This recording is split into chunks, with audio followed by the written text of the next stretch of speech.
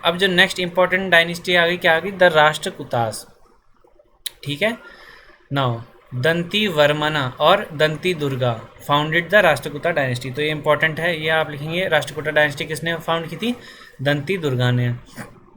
Who ruled for 200 years in the south India when Pratiharas ruled north India and Palas were ruling the east region. अब कह रहे जब पालाज जो थे ईस्टर्न साइड जो रूल कर रहे थे, मैंने बताया था आपको आसाम वगैरह साइड, उस टाइम पे जो राष्ट्रकूटा थे वो नीचे साउथ साइड जहाँ पे केरला तमिलनाडु ये सब है, ये साउथ साइड है, इस टाइम पे वो लोग रूल कर रहे थे। ठीक है, और उन्होंने कब तक रूल किया? 200 साल तक, यानी 2 सेंचुरी तक उन्होंने रूल किया। India and Palas were ruling east India and Danti Durga, यानी उसको दंती दुर्गा को क्या कहते हैं हम? दंती वर्मना के नाम से भी जानते हैं। Was the feudatory chief of the Chalukyas.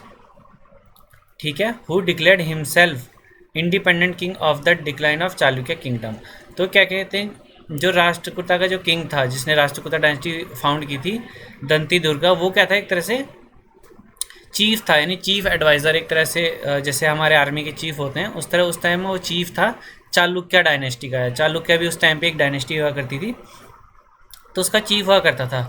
पर जब उसने देखा कि चालुक्य डायनेस्टी फॉल हो गई, यानी उनके जो रूलर जो हैं फॉल हो चुके थे, तो उसने अपने आप को वहाँ का राजा घोषित कर दिया था और डायनेस्टी का नाम क्या दे दिया था उसने? राष्ट्रकूटा डायनेस्टी। ठीक है, Govinda 3 Amoghavastra Varsha, Amogha Amogha Varsha and Krishna 2 were other well known Rashtrakuta rulers. तो दंती दुर्गा के बाद, ठीक है, जो उसके बाद जो जो ये 3 नए नाम दिए हैं, जैसे गोविंदा 3 एंड अमोघा वर्षा एंड कृष्णा 2, उसके बाद की ये 3 फेमस रूलर है किसके? राष्ट्रकूटा डायनेस्टी के। अब the Rashtrakuta fought with Pratiharas and the Palas for the control city of Kannauj. Now अब जैसे प्रतिहाराज कहाँ पे रूल कर रहे थे? नॉर्थ साइड में इंडिया के। पालास कहाँ रूल कर रहे थे? East side. और राष्ट्रकूटा कहाँ कर रहे थे? ये साउथ साइड में रूल कर रहे थे उस टाइम पे। अब ये तीनों जो है कन्नौज के लिए इन्होंने लड़ाई की आपस में। अब कन्नौज एक तरह से अब आप लोग सोचेंगे कन्नौज के लिए, मतलब ये सारे लोग कन्नौज के लिए क्यों लड़ रहे थे? तो उस टाइम पे जो कन्नौज हुआ करता था वो बहुत ही रिच सोसाइटी मानी जाती थी उस टाइम पे, क्योंकि उसमें बहुत सारी रिसोर्सेज हुआ करते थे, जैसे मेटल्स हो गए, गोल्ड हो गया, और भी कई सारे रिसोर्सेज के लिए कन्नौज बहुत ही फेमस जगह थी। तो जो भी यहाँ पे रूल करता था उसकी बहुत ज़्यादा तरक्की होती, तो इसलिए कन्नौज एक बहुत जगह इंपॉर्टेंट जगह थी रूल करने के लिए। तो इसलिए ज़्यादातर वहाँ के जो मेन मेन राजा थे कन्नौज को हड़पना चाहते थे। ठीक है, तो ये 3 अलग अलग किंग उस टाइम पे लड़ रहे थे कन्नौज के लिए। Now once Rashtrakuta king Dhruva defeated Pratihara king Vatsaraja but could not retain Kannauj for a longer duration due to disturbance in their own state. तो कहते हैं जो राष्ट्रकूटा नीचे जो साउथ के जो किंग था ध्रुवा, उसने डिफीट कर दिया था प्रतिहारा के किंग को, बट वो कहते हराने के बाद वो कन्नौज को ज़्यादा दिन तक कब्जे में नहीं रख सकी, क्योंकि उनके अंदर ही कुछ मतलब कहते हैं ना अंदर ही पॉलिटिकल डिस्टर्बेंस आ गया था, या फिर कुछ और डिस्टर्बेंस आ गई थी जिसकी वजह से वो होल्ड नहीं कर पाए थे।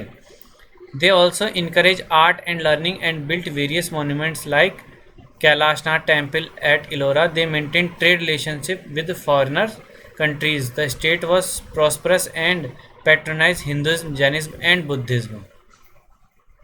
They also allowed Muslim merchants to settle in their kingdom and allowed for their Islam region।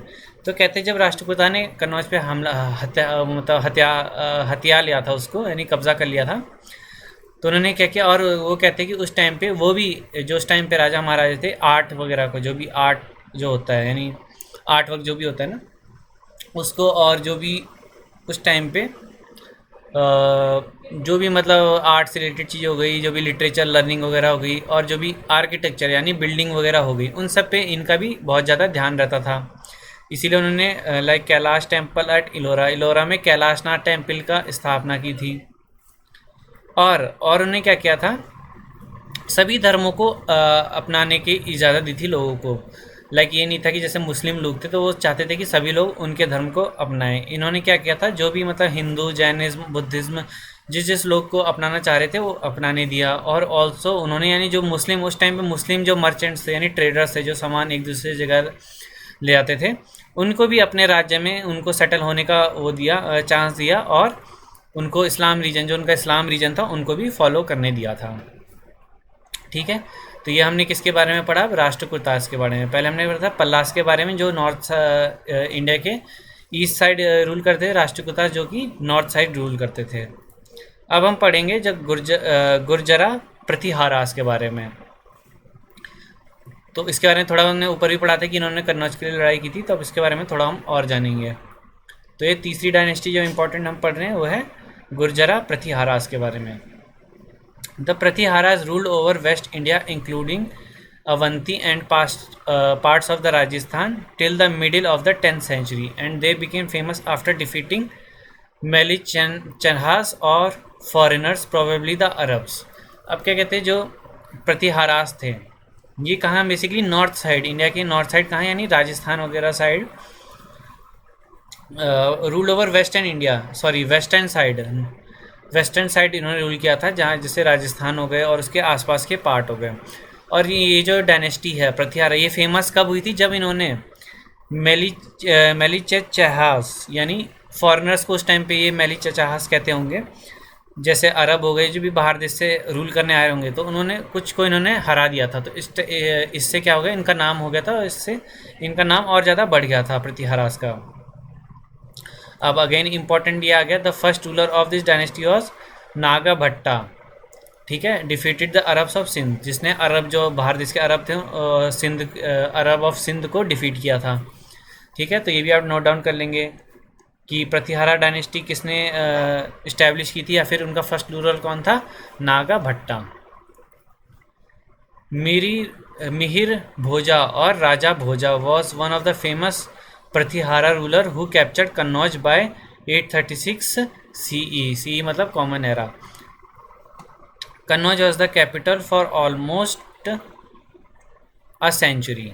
अब ये कह रहे हैं उस टाइम पे मिहिर भोजा और राजा भोजा के भी नाम से उसे जाना जाता था। उसने एक प्रतिहारा का फेमस रूलर था जिसने कि कन्नौज को कैप्चर किया था। ठीक है, क्योंकि वो राजस्थान साइड ही रहते हैं वेस्ट साइड, तो कन्नौज के लोग स्टार्टिंग में उन्होंने कैप्चर कर दिया था और उनकी कैपिटल बना दी। यानी जैसे कि जैसे इंडिया की कैपिटल दिल्ली है, तो उस टाइम पे जो राजा होते थे वो अपना एक अलग किंगडम बना देते थे और उसकी एक राजधानी वो घोषित करते थे। तो कन्नौज जो प्रतिहारास थी उन कन्नौज की उसने राजधानी बनाई ओवर ए सेंचुरी, यानी 1 सेंचुरी यानी 100 साल से भी ज़्यादा तक उनकी राजधानी रही थी।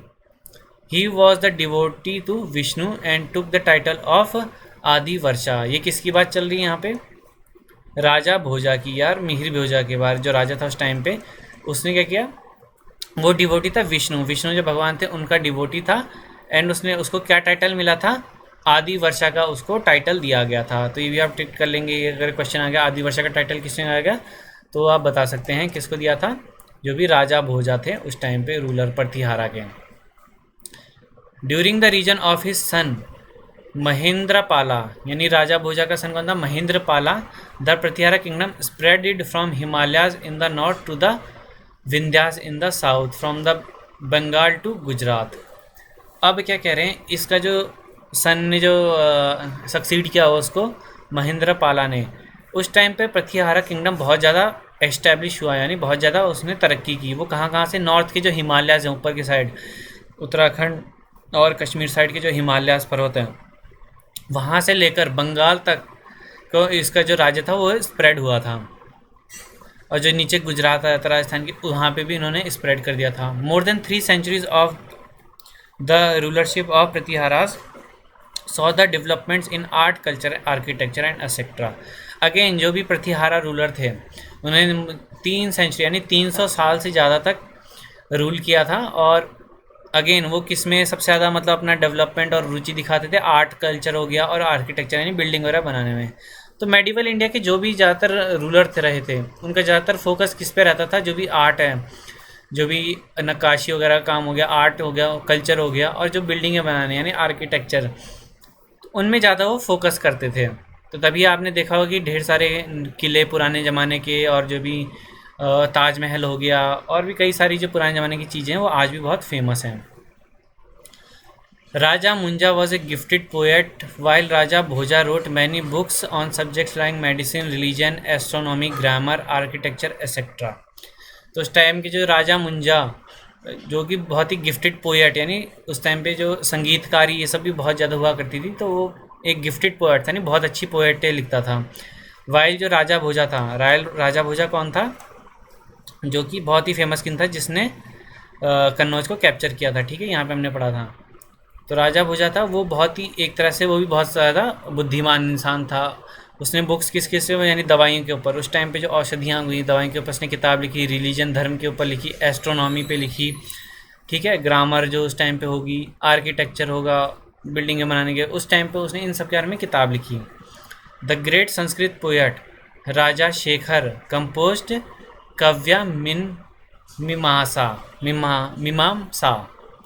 ठीक है, तो ये भी आप रखेंगे। तो उस टाइम पे ग्रेट संस्कृत पोएट कौन था? राजा शेखर, जिसने कंपोज किया था। कंपोज मतलब उस टाइम पे क्या था, एक तरह से लिखना या फिर जो भी पेशकश करना, उसने क्या किया था? कव्य मीमांसा। ठीक है, इसको भी आप नोट डाउन कर लेंगे। In 1018 Mohammad of Ghazi defeated the Pratihara ruler and the dynasty came to an end. अब क्या कहते 1018 में मोहम्मद ऑफ गाजी, जो कि मुस्लिम रूलर था, इस टाइम मुस्लिम जैसे इन्वेड कर दिया होगा, तो उसने हरा दिया था प्रतिहारा के रूलर को, और उनकी डायनेस्टी वहाँ पे समाप्त हो गई। ठीक है, तो अभी हमने 3 डायनेस्टी। ठीक है students, have a good day and take care.